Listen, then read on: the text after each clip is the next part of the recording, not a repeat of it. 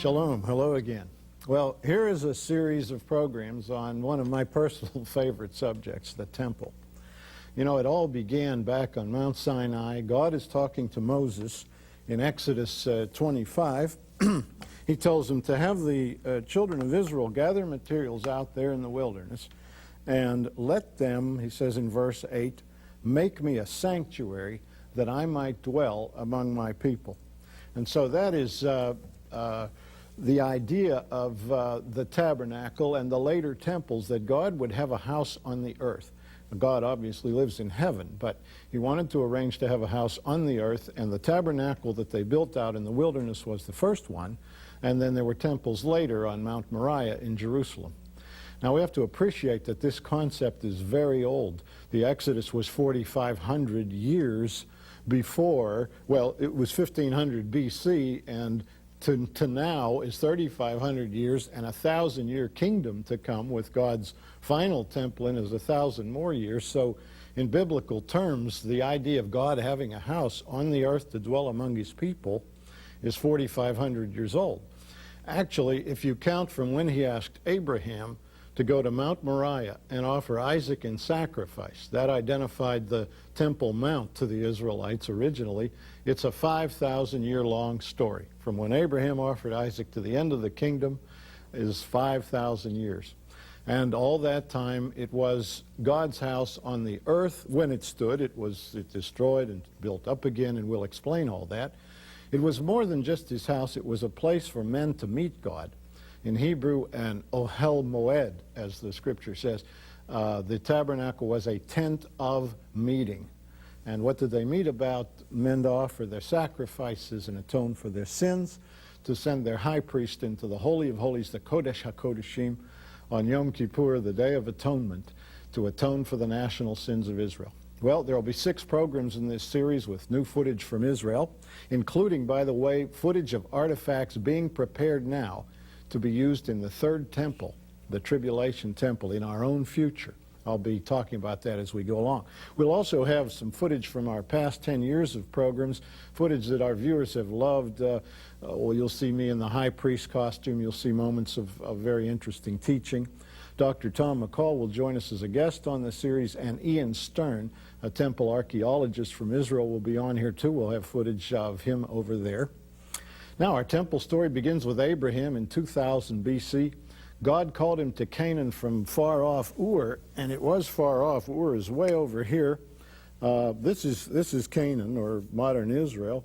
Ur is almost to the Persian Gulf, where modern Iraq would be, and Abraham traveled this way all the way up to Haran. This is the Tigris and Euphrates, a fertile valley. Coming straight across would be pure desert, so he traveled this way and down into Canaan. And when he arrived there, he found cities already there, some of which are there today, Shechem, Bethel, Hebron, and Beersheba. And while he was in Beersheba one day, God asked him to go to Mount Moriah, to go north to where Jerusalem would eventually be, and to offer the sacrifice of Isaac. We went to that site one day to dramatize that story. And God said to Abraham, Take now thy son, thine only son, Isaac, whom thou lovest, and get thee into the land of Moriah, and offer him there for a burnt offering upon one of the mountains which I will tell thee of. And Abraham rose up early in the morning, and took Isaac his son, and split the wood for the burnt offering, and laid it upon Isaac. And he took the fire in his hand and a knife, and they went both of them together. And they came to the place which God had told him of. And Abraham built an altar there, and laid the wood in order, and bound Isaac his son, and laid him on the altar upon the wood. And Abraham stretched forth his hand, and took the knife to slay his son.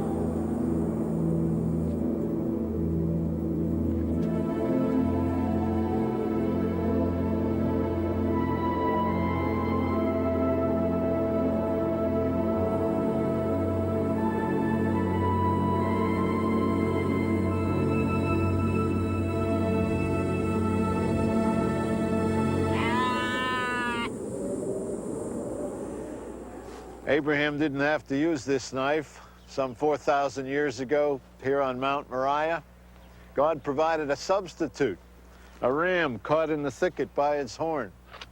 He was sacrificed instead of Isaac, and so we were able to have the Hebrew people. Well, Abraham lived an interesting life, and probably the most interesting part to us was when he came here to Mount Moriah. God told him to make a journey to the land of Moriah in Genesis 22. Upon a certain mountain, he said, I will tell thee of. And tradition has it that this is Mount Moriah. The temples were always built here in the past. You can see the wall of the temple behind me. It's been torn down and rebuilt and so forth, but it's in the same position, and that's the way it looked.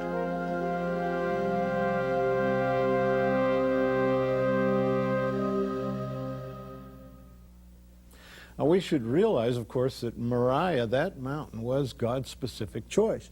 As we quoted in the footage in Genesis 22:2, he says, take now thy son, thine only son Isaac, whom thou lovest, he emphasizes, and get thee into the land of Moriah, offer him there for a burnt offering upon one of the mountains which I will tell thee of. And evidently indicated to Abraham exactly where he wanted the Akedah, the binding of Isaac. That's how Genesis 22 is called in Hebrew.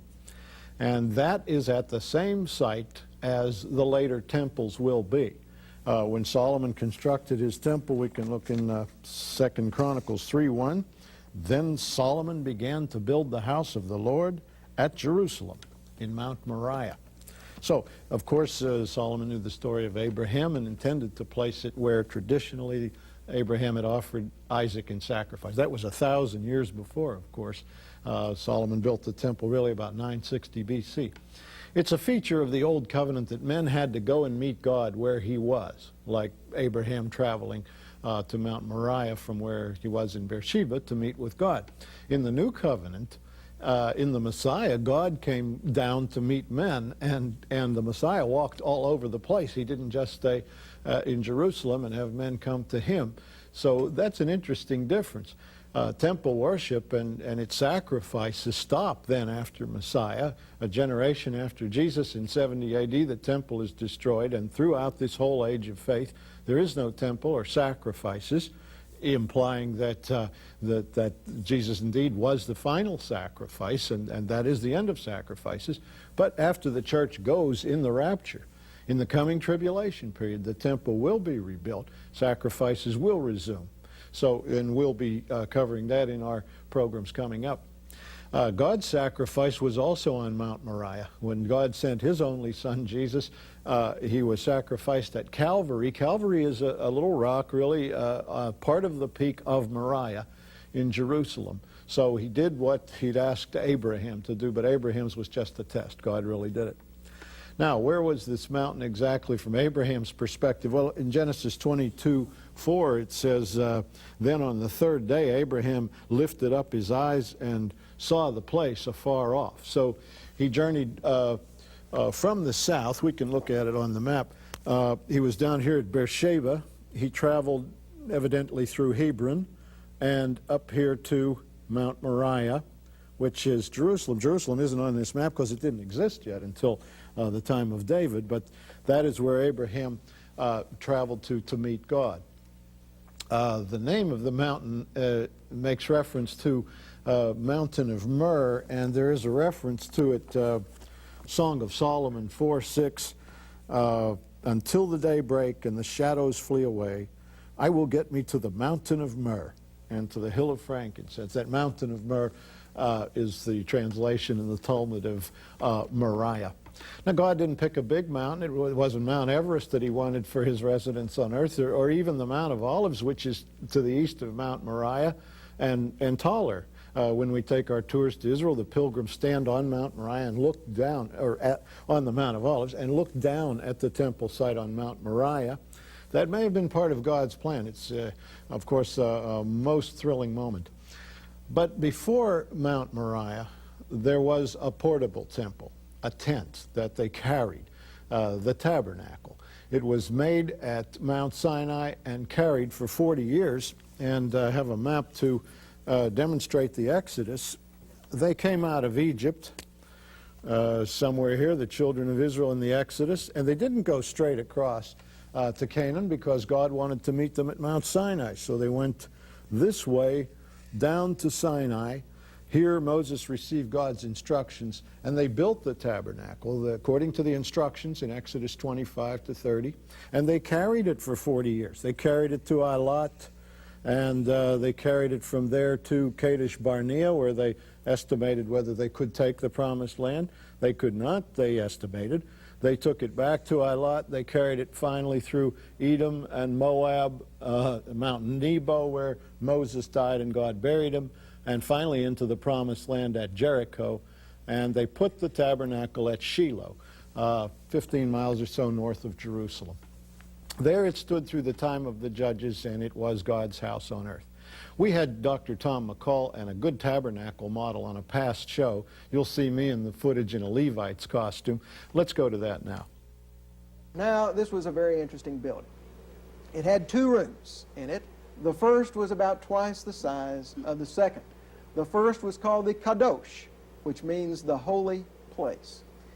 And there were 3 articles of furniture in the holy place.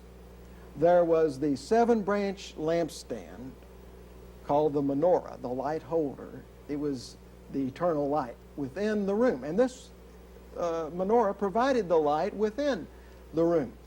Now, Zola, I believe that everything in this room speaks of fellowship with God as we look toward our vertical worship of the Lord in the heavenly tabernacle.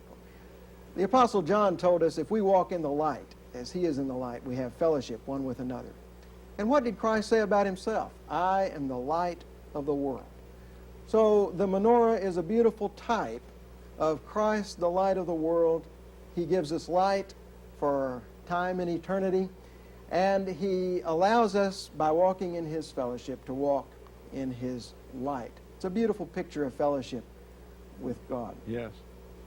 Then there was a table of showbread, which was 12 cakes of unleavened bread, really, what we would call matzahs, 12 matzahs. As we know in our ministry of Jewish evangelism with the American Board of Missions to the Jews, matzahs are used every Passover and for the work of Passover for the entire week. This is the unleavened bread spoken of that they have to eat during that season. Exactly. But it was always in the tabernacle. You remember when David took his band of men and they were running away from Saul early in his escape from Saul. They went by the tabernacle and not far from Jerusalem and got the holy bread. Yes. And he fed his troops with it, and the Lord allowed him to do that, even though that it was supposed to be just for the Levites. Boy, Christ himself referred to that, of David eating when he was hungry. Right. And so this showed God's provision for his people, his sustenance of the people with his bread, and of course it's a type of Christ, the bread of life. Yeah. And he commands us who are believers in him to feed upon him, to eat of his flesh, as it were, and he sustains us for time and eternity with his own person, and he is the bread of life. Yes.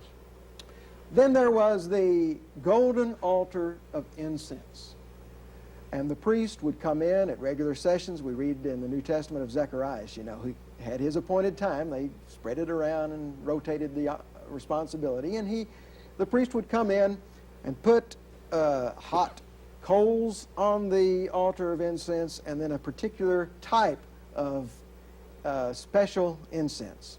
Very a secret formula, they say, and very costly and rare. And the smoke would ascend toward the heavens. Well, while the smoke was going up, the priest would offer prayers on behalf of the people of Israel, you see, and he would pray for the people of Israel, for their sins, for their needs, in intercession. Now, this is a type of Christ because he is no longer offering a sacrifice anymore. He did that once for all. He finished his outside work, as it were, at the altar of sacrifice. Now he's at the altar of incense, and he's continually praying for us. I heard it made an analogy that incense is very appropriate for this because it rises. The sweet savor of it rises, and that God wanted it right there. He lives in the back, and it would be the closest thing, and he enjoyed it. It's sweet smelling, he liked it. yes. Yeah. And this is a type of the believer priest also. We are supposed to enter into that business of intercessory prayer. I mean, this is one of the real functions of a priest, to pray For somebody else. For somebody else, on behalf of someone else, for their needs, for their problems, for their sins, and so forth. Now, there was a very important aspect. You were not supposed to bring strange fire on that altar. Would have been more convenient to bring in some burning embers from outside, and which is start what it they up. did, but it had to be from a certain place. Yeah. It had to be from the altar of Yeah, sacrifice. I mean, if they brought it through the front gate, Yeah. they And had some problems. If it was, yeah, and some people tried. You know, the two sons of the first high priest, Aaron, his two sons, Nadab and Abihu, brought strange fire In Leviticus 10. in Leviticus 10 I remember into this. place, and they didn't come out alive either. No. The God Lord struck them dead. struck them dead right there in the holy place. Yeah. I mean, that's pretty tough teaching. People don't appreciate that the old law is shot through with these phrases, lest ye die. I mean, God gave fair warning first. It's very, very clear. The manner of the law is to write the infraction and then the penalty right under it. And you can't say you didn't read it if you ever read the law. And yet the sons of the high priest of Israel perish for breaking a law that seems like a technicality to us. But I always point out, if we weren't in Christ, this is what we would have to live with every day of our lives to walk with God. Exactly, and the bringing of the hot coals from the altar of sacrifice was very symbolic. That means that true prayer has to be associated with blood sacrifice. Uh-huh. If we don't approach God, now going into the type, through the blood of Christ, through the sacrifice of Christ, then we are in trouble. Our prayers will not be heard, answered. The Lord doesn't promise to hear our prayers unless we come through the blood of Christ, the sacrifice of Christ, and lay that hot coal upon the altar of prayer. That's the kind of prayer that the Lord promises to hear.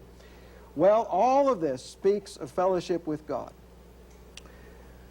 But then there was a second room, which was the Kadosh HaKadoshim, the Holy of Holies, the most holy place, the super holy place. If this was holy, this was even more holy because, as you mentioned, this is where the presence of God actually dwelt in the ancient tabernacle, and later when the temple was built. The Shekinah glory of God actually entered into this room, and when the Temple of Solomon was dedicated, the cloud filled the room. It says that the priests couldn't stand to minister. They couldn't see each other. They couldn't, because God's presence was so thick in the place. It was too overwhelming. Yeah. It drove them out. And there the presence of God dwelt over the ark. Now the ark, the word there is aron in Hebrew, and it is used for coffin. That's the same word for coffin, and it's about the dimensions of a human coffin. But it had three things in it. It was the second edition of the law, the two tablets of the law that the Lord inscribed with his own hand. By second edition, you mean Moses smashed the first smashed the tablets first. and to go back up and get a Xerox and bring that Exactly. The down. Lord gave him a second set, very It's graciously. a duplicate that's in there. Exactly. Then there was the golden pot of manna, which had the holy bread, the sacred bread that came down from heaven during the 40 years wilderness journey. And for centuries, this bread was kept in this pot of manna. The Lord kept it miraculously. Yeah. And then there was Aaron's rod that budded to show that the tribe of Levi was the true priestly tribe for the nation Israel. No other should pretend to be the priests. Now, covering the ark was the mercy seat, the flat top. And over that were the cherubim, the angelic figures that looked down and hovered over the mercy seat. Those are wings we see Yes.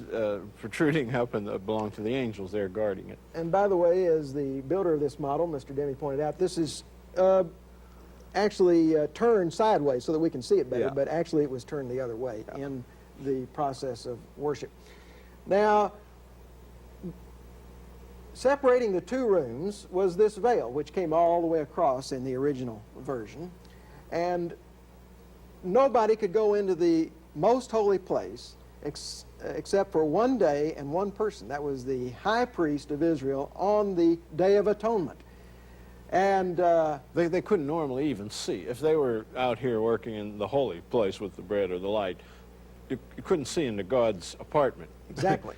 But only on one day could one person enter in, the high priest, and then he would go in twice, once with the blood of the bull for his own sins, and then with the blood of the goat for the sins of the people. And what was at stake? Would God forgive Israel one more year? Well, the great event was that when Jesus died in Jerusalem on the day of Passover, the veil was torn in two, symbolizing that the veil in the heavenly tabernacle had been torn in two. Yes. This was his flesh that was being separated from his body, from his soul. And when he ascended into the most holy place of the heavenly tabernacle, he made a new and living way for us to come before the throne of God and worship him and find mercy and grace to help in time of need.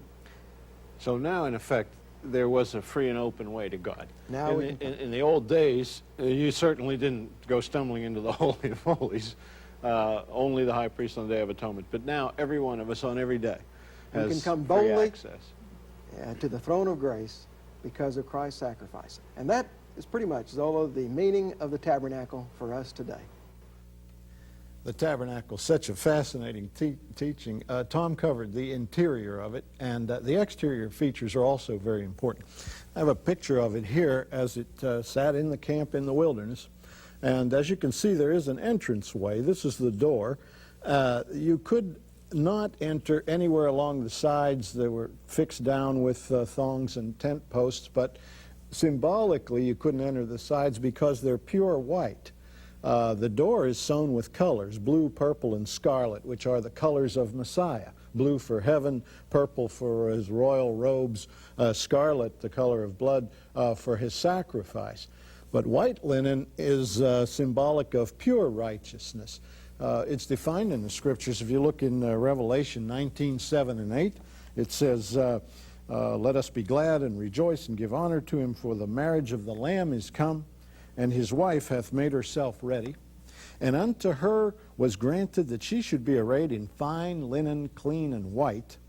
For the fine linen is the righteousness of saints. Symbolically, to enter through pure white means that you count on yourself as purely righteous. Also, the side walls were 5 cubits high. That's 7 feet 6 inches. So you couldn't just, the tallest man could not just look over into God's house.